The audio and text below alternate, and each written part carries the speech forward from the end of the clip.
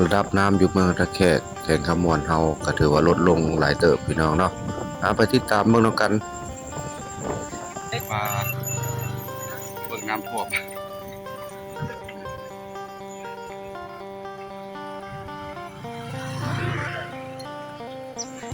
เส้นนี้จะเป็นเส้นตะแคกเหนือเนาะเป็นทางลัดเนาะตัวนี้เป็นบอนปากประตูทางเปิดระบายน้ำออกเนาะ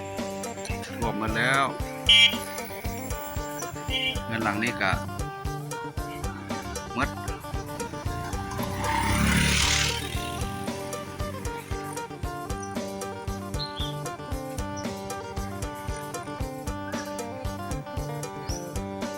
เสียน้ำคือหลายได้ตอนนี้30-40-50กระด้างเห็นยูออกเคลื่อนก็จนได้อันขี่กระตุกออกอันนี้คือบ้านตะแคกเหนือเครื่องเพิ่นขนเข้าของออกจากเฮือนจากซานเนาะนี่ก็มีการเสียหายท่านนะครับเสียหายเมื่อเนาะท่านผู้ชมกำลังขนออก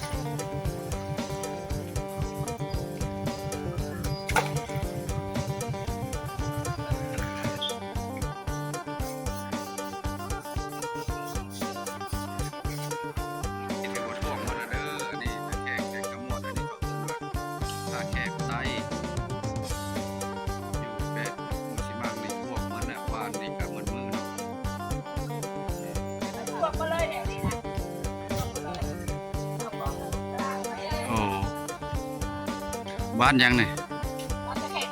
โอ้ตะแคกใต้ท่วมมาแล้วท่านผู้ชม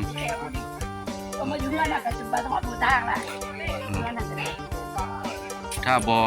าว่าฝนบ่นำมาอีกเพิ่นระบายออกก็สิไข้รุดลงโพดเลยเติบโอ้ยเพิ่นระบายบ้านนี่ขึ้นกว่าเก่าอีกบ่โอ้ระบายบ้านนี่หั่น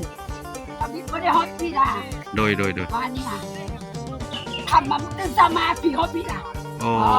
บ่เดียวนึงฮอดพี่ล่ะโดยไว้น้ำขึ้นไว้ตะแคกใต้ไหลเข้าลึกอยู่นี่ตะแคกใต้นี่เข้าเฮือนเพิ่นแล้วเด้อพี่น้องนี่เป็ดไก่กับบังอันนั้นก็ยังมีการสูญเสียหายเมื่อเป็ดไก่เป็นตายเนาะตะแคกใต้ไปจังหมด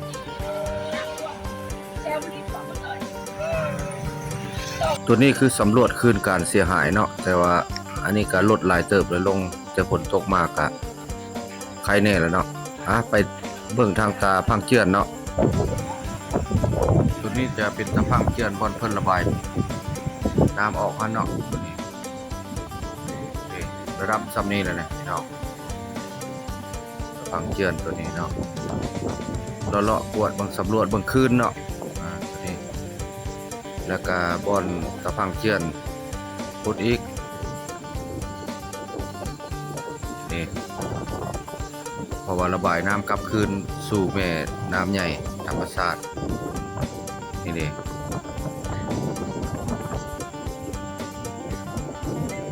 ระดับน้ำก็ลดลงหลายเติบแล้วตัวนี้จะบ่อนหินกันเจือนบ่อนโปรเจกต์กันเจือนฮะ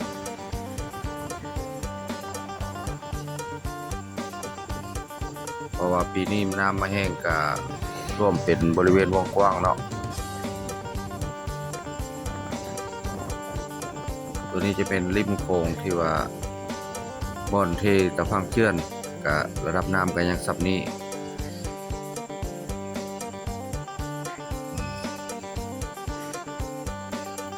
ประมาณนี้แหละน้ำเนาะลดหลายเติบเลยพี่น้องตัวนี้จะพาเลาะเบิ่งทางด้านในเลาะตรงนั้นเบิดน้ำบ่อนตะพังเจือนนี้ตัวนี้จะเป็นค่ายคุกเก่าเนาะตะเขาตะก้อนพ้นเนาะคุกตะเขาฝรั่งด้านนี้จะเป็นบ่อนค่ายคุกเก่าอันนี้เลาะเข้มโค้งด้านขวาเนาะเลาะเบิ่งระหว่างห้านอาหารต่างๆยามแรงเพิ่นก็มักมากินมาซุ่มมาแซวอยู่นี่หลายคนเป็นชมวิวตัวนี้ทำความสะอาดเอาขี้ยาออกจากตัวเมืองเนาะลดขยะนี่อันนี้จะพาเลาะเบิ่งเรื่อยๆเนาะระหว่างแคมป์ของด้านที่ว่าทางลัดไปเมืองเก่านั้น นี่เพิ่นก็สิเทกันเจียนเนาะเพื่อว่าเป็นทางลัดเพราะว่าบ่เป็นข้อยุ่งยากเพื่อว่าให้เป็นทางลัดทางร้านแคมป์โป่งเวลามีการมีงานมันก็สิสะดวกขึ้นเนาะเพราะว่าเส้นทางเส้นนี้ก็เป็นเส้นทางที่ว่าทางลัดไปธาตุเมืองเก่า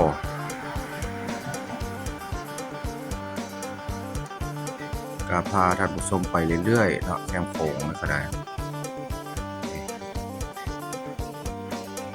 น้ำระดับน้ำโขงปีนี้ก็บ่ได้ล้นตลิ่งพอเท่าใดเนาะแต่ว่ามันสาเหตุที่ว่าน้ำขึ้นไวย้อนว่าสิเพาะกันเจือนในบ่หรือว่าใดๆเนาะแต่ว่าพาเลาะเบิ่งพาพี่พาน้องเลาะเบิ่งวิวธรรมชาติเพราะว่าเฮาถ่ายบริเวณที่ว่ารอบ2กลับมาเบิ่งคืนระดับน้ำในแขกขมวนเฮา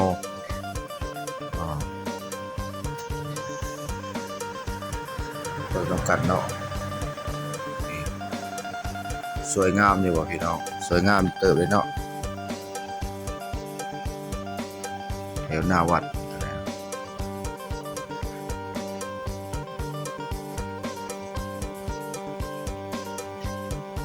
เห็นมาหึงแล้วประมาณได้10 กว่าปีแล้วทางเส้นนี้เทคอนกรีตหน้าวัดนี่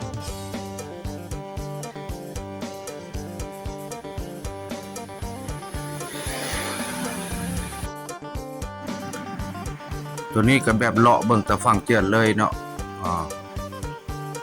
พาพี่พาน้องเลาะเบิ่งนี่บนกองหินนี่ยังบ่แล้วอันนี้ยุดสะก่อนช่องผลให้เพิ่นยุดเนาะเพราะว่าถ้าว่าผลยุดก็เฮ็ดต่อนี่ยุดนี่ก็สิมีคนมาถ่ายรูปถ่ายหอยเนาะชมวิวธรรมชาติอันนี้จะเป็นหน้าห้องหมอแกงขมวดนะตัวนี้หน้าห้องหมอแกงขมวดตัดภาพมาให้พี่น้องอาหารสร้างแงะเนาะเพิ่นขายมาน้ำใหญ่หรือว่าขายอาหารอันนี้จะเป็นประตูน้ำบัวชิมังอันนี้เนาะเพิ่นบายน้ำบ่ทันแล้วก็มีคนเอาปูเอาปลาเนาะอยู่นี่เนาะปูน้ำปากบัวชิมังอันนี้นี่มีคนมาเอาปูเอาปลาอยู่นั่นตัวนี้แหละบ่อนคลองระบายน้ำประตูน้ำปากชิมังเนาะตัวนี้จุดนี้คือประตูน้ำระดับปากที่1ของประตูน้ำปากชิมังนี้บ่อนระบายคลองระบายน้ำออกเฮ็ดมานานแล้วเนาะมีคนมาเบิ่งเพิ่นเอาปลาบางคนก็ได้ปลาอยู่เด้เพราะว่าเพิ่นเอาปลาออกจากปลามันจะขึ้นบ่หรือมันจะถอยย่าจะขึ้นนะส่วนหลายเนาะจะขึ้นหลายกว่าตัวนี้บ่อนเพิ่นเฮ็ดเวียกทางแปรนาดานพี่ตัวนี้ทางนาดานของตัวเมืองพี่เลาะบ่อนตะพังเชือนนี้ตัวนี้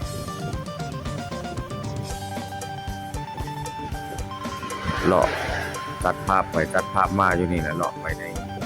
แอ่นาดานมาทางบอนบอนประเทศการเชือนแปะด่านภาษีเนาะตัวนี้จุดนี้บอนของมีในหลายนี่แหละตลาดโคโคจะเป็นตลาดเก่าที่ว่าตอนเพิ่นเฮ็ดตลาดอยู่เข้มปูงนี่ตลาดเก่าท่าเรือตัวนี้แปะทางน้ำพุนี่เด้อน้ำพุแปะทางน้ำพุตัวนี้พาพี่น้องเลาะเบิ่งระดับน้ำขึ้นเนาะฝนกับบางมื้อก็ตกบางมื้อก็บ่ตกแต่ว่าพอวลินน้อยๆนะ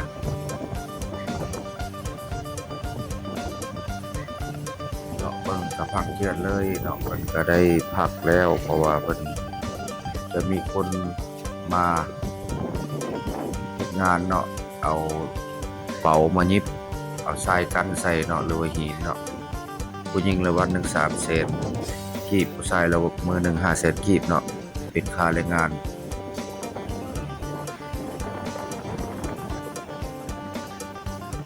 รถไปรถมาตัวนี้ก็แม่นบอนวัดนาคอันท่าวัดนาคหรือว่าท่าเรือ อันนี้เพิ่นเอิ้นว่าวัดนาคแล้วก็วัดนาโบเนาะก็คือวัดนาโบตัวนี้ก็ศาลพระภูมิหอหลักเมืองของพญานาคเนาะท่านผู้ชมก็คงจะจำได้เนาะเพราะว่าภาพมาถ่ายคืนให้เบิ่งเนาะถ้าพังเจือนก็ซ้ำนี้แหละเลาะเบิ่งเอาทางออกทางเข้าวัดนาคเองตรงนี้ก็สิเป็นสำเร็จแล้วนะตัวคนสำเร็จแล้วพื้นที่ก็ได้ระดับสับนี้นะครับแต่ว่าน้ำก็สับนี้แหละแต่ละปีก็ขึ้นแห้งกว่านี้ก็ยังบ่ได้ท่วมเงินสารป่วยบ่ได้ท่วมได้แต่ว่าปีนี้มันน้ำไหลบ่ทันบ่หรือว่าจะเป็นจังไดเนาะ